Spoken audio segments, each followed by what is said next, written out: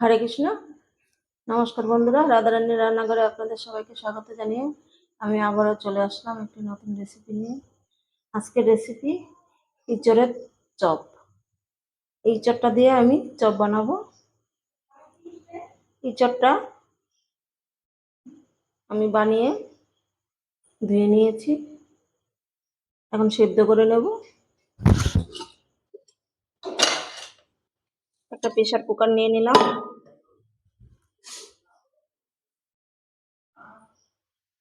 ইঁচড়গুলো দিয়ে দিচ্ছি।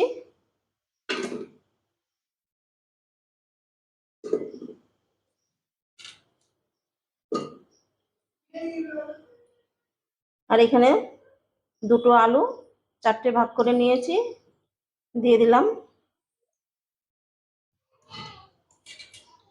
আলুগুলো আমি একটু মোটা করে দিয়েছি যাতে ইঁচড়ের সঙ্গে সিদ্ধ হয়ে যায়, আলাদা করে তাহলে আর সিদ্ধ করতে হবে না। দিয়ে দেবো জল।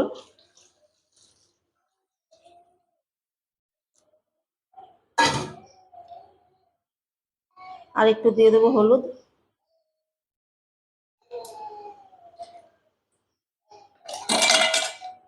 এখন আমি ইঁচড়টাকে সেদ্ধ করে নিচ্ছি, সেদ্ধ করে তারপরে ঠান্ডা করে আপনাদেরকে দেখাচ্ছি। ইঁচড়টা সেদ্ধ করে ঠান্ডা করে নিয়েছি, দেখুন হালকা এখনো গরম আছে।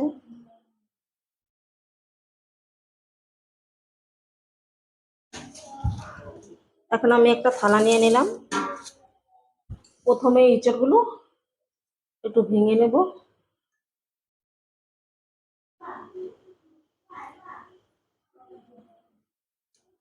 একটা ম্যাশার নিয়েছি, ম্যাশারটা দিয়ে ইঁচড়গুলো একটু ভেঙে দেবো।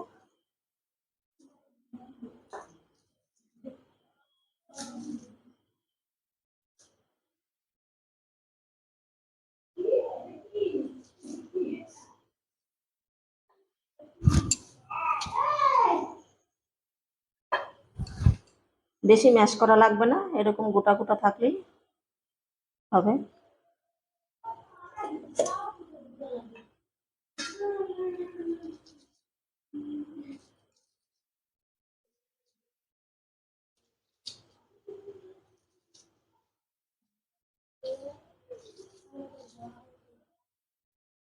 সবগুলো ইঁচড় একইভাবে আমি ম্যাশ করে নেব। ইঁচড়টা ম্যাশ করা হয়ে গেল। ইঁচড়টাকে এখন আমি সাইডে রেখে দেবো। আর এখন আলুটাকে ম্যাশ করে নেব। আলুটাও ম্যাশ করা হয়ে গেল।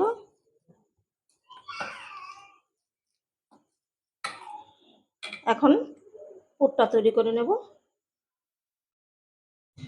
পুরটাকে তৈরি করার জন্য এখানে একটা কড়াই বসিয়ে তেলটাকে গরম করে নিয়েছি। এখন এর মধ্যে দিয়ে দেবো কালো জিরা,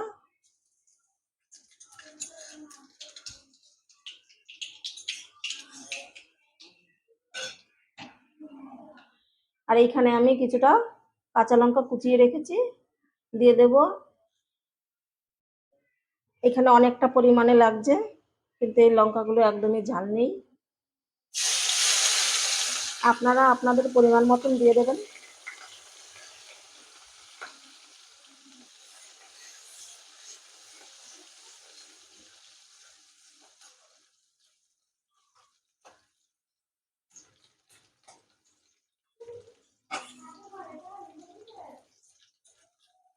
কাঁচা লঙ্কাটা হালকা ভাজা হয়ে গেল। এই ইঁচড়গুলো ম্যাশ করে রেখেছিলাম, দিয়ে দেব।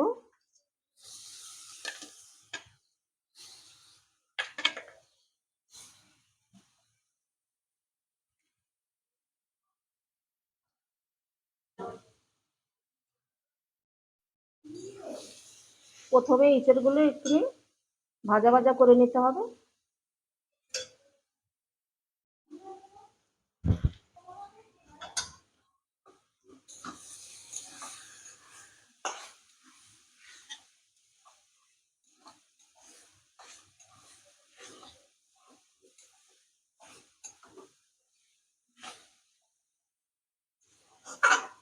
ইঁচড়গুলো আমি কিছুক্ষণ এরকম নাড়াচাড়া করে হালকা ভেজে নিচ্ছি।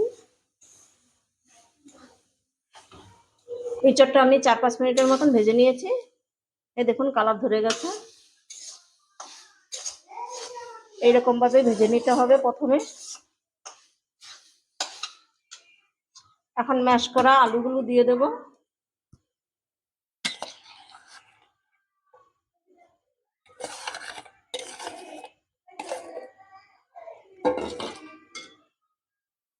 আর পরিমাণ মতন এখন লবণ দিয়ে দিচ্ছি।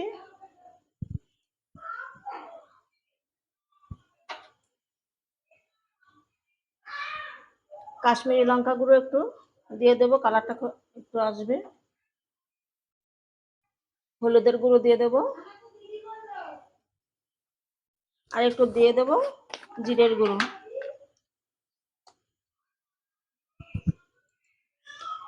এখন সবগুলোকে মিশিয়ে নিচ্ছি।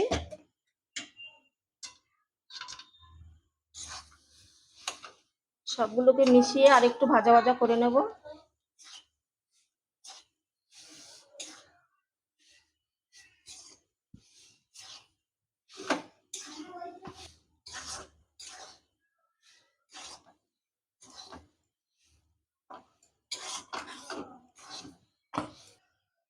মশলাগুলোকে মেশানো হয়ে গেল।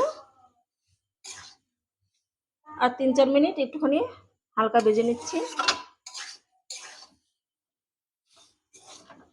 আমি আরো 4 মিনিটের মতন এটাকে ভাজা ভাজা করে নিলাম। এই দেখুন এখন আর কড়াইতে লাগছে না। এখন এই পুরটাকে নামিয়ে ফেলতে হবে।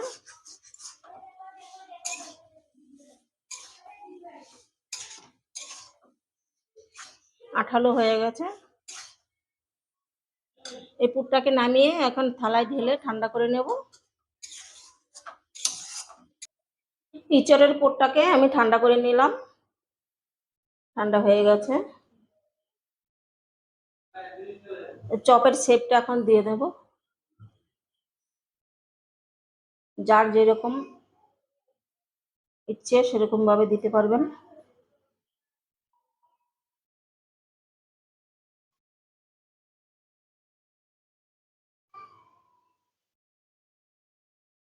আমি এরকম ভাবে দিয়ে নিলাম।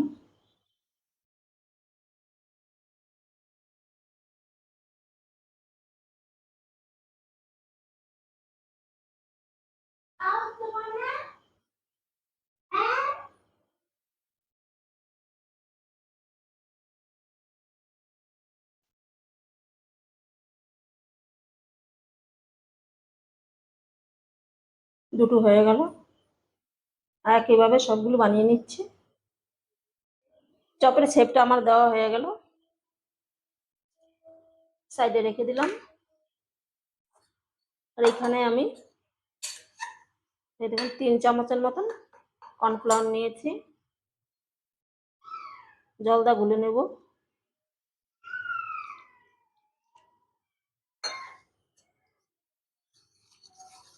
কর্নফ্লাওয়ারের বদলে আপনারা ময়দা দিয়েও করতে পারবেন। কর্নফ্লাওয়ার না থাকলে ময়দাটা করে নেবেন।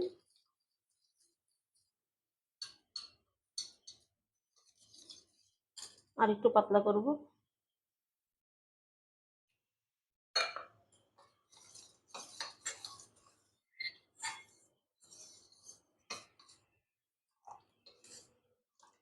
কর্নফ্লাওয়ারটা গুলা হয়ে গেল।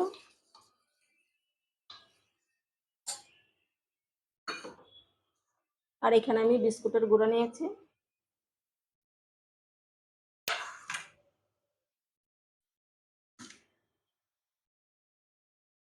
এখান থেকে একটা চপ নিয়ে নেব।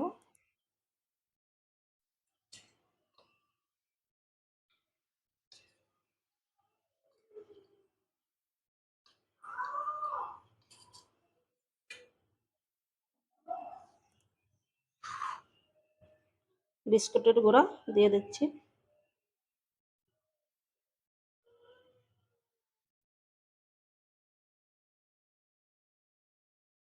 এই হাতে একটু চেপে চেপে দিলে বসে যাবে। আবারও কর্নফ্লাওয়ারের মধ্যে ডুবিয়ে নেব।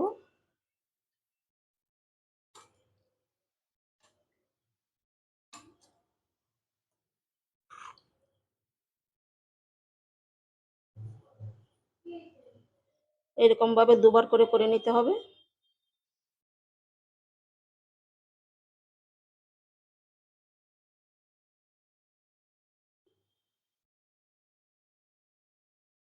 একটা চপ হয়ে গেল রেডি। আমি এই থালাটার মধ্যেই রেখে দিচ্ছি। আর একটা নিয়ে নিলাম।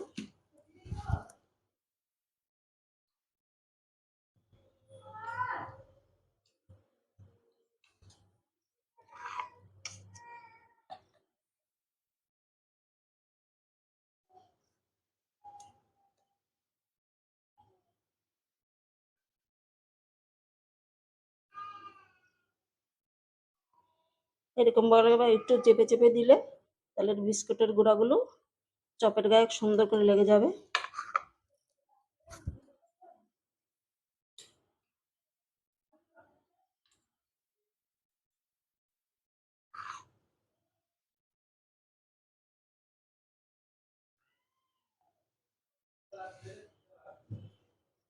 দুটো তৈরি হয়ে গেল আমার। আর একইভাবে সবগুলো করে নেব। সবগুলো চপ আমার রেডি করা হয়ে গেল। এখন ভেজে নেব। চপগুলোকে ভাজার জন্য এখানে তেলটা গরম করে নিলাম। এখন চপগুলো ছেড়ে দেব।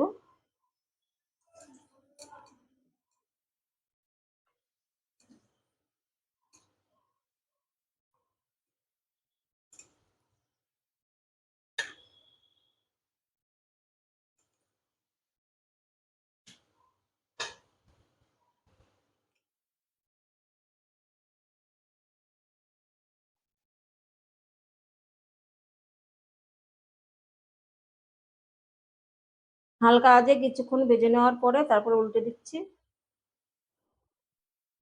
কিছুক্ষণ ভেজে নেওয়ার পরে এখন উল্টে দেব।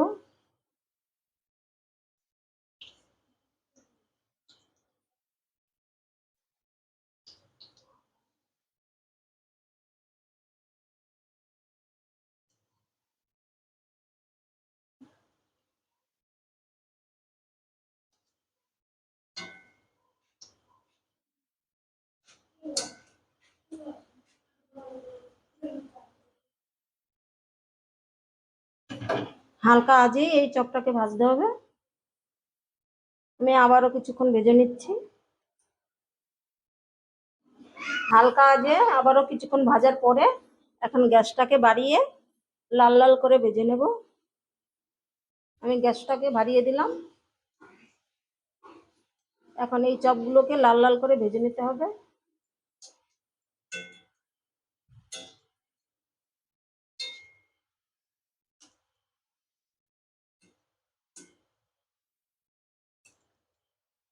আবারও কিছুক্ষণ ভাজার পরে এই দেখুন কালার হয়ে গেছে চপগুলো। এখন তুলে নিচ্ছি।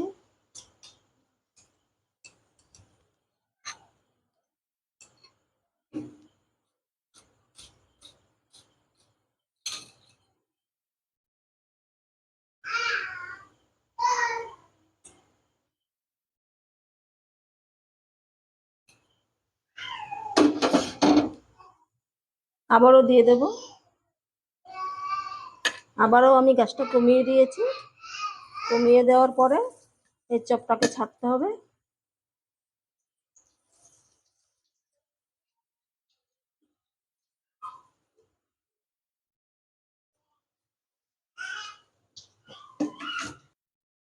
আর একইভাবে সবগুলো ভেজে নিচ্ছি। সবগুলো ইঁচড়ের চপ আমার ভাজা হয়ে গেল। আর একটা ভেঙেও দেখাচ্ছি।